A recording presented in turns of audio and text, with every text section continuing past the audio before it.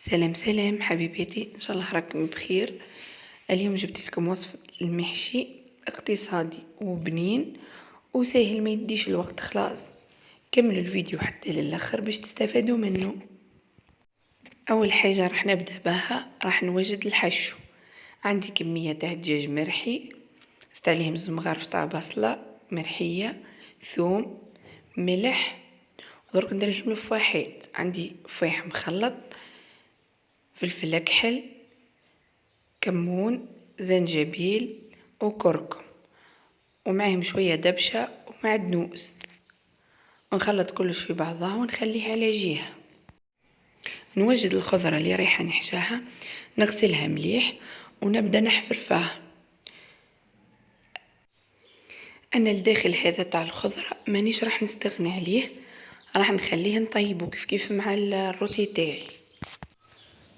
هاي الخضرة تاعي واجدة بعد ما حفرتها، درك نبدأ نعمرها بالحشو هذاك،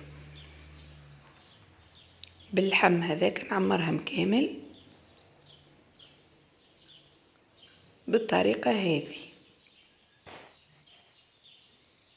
بعد ما نكملهم كاملين نحشيهم، درك ندي نقليهم شوية في المقلة. راح نسخن شوية تاع زيت في مقلة ونحط هذيك الخضرة اللي حشيتها، راح نخليهم يدو تحميرة خفيفة ومن بعد نحيهم.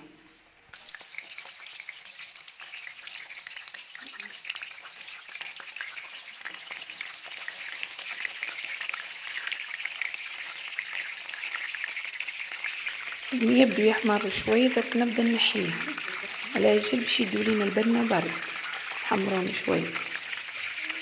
نحيهم ونحطهم في المول تاعي اللي رايحه نطيبهم فيه.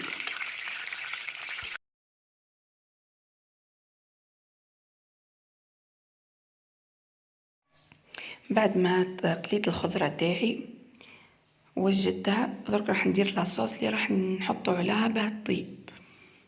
درت بصلة، ثوم، زدت عليهم زمغارف تاع زيت، لفاحات كيما حبيتي انتي. انا درت كركم وفحم مخلط، كمون وشويه تاع فلفل اكحل، وزدت عليهم كاس تاع ماء كبير. نخلط كلش مع بعضاه ونصبو على ذيك الخضره. ديجا راهي مقليه شوي في الزيت، مشي راح تديلي الوقت. نغطيها بالالومنيوم وندخلها الطيب.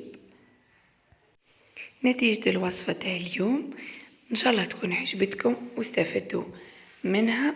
ان شاء الله تجربوها يا ربي، راهي صحية خفيفة ومشي راح تديلك من الوقت ياسر، واقتصادية ثاني.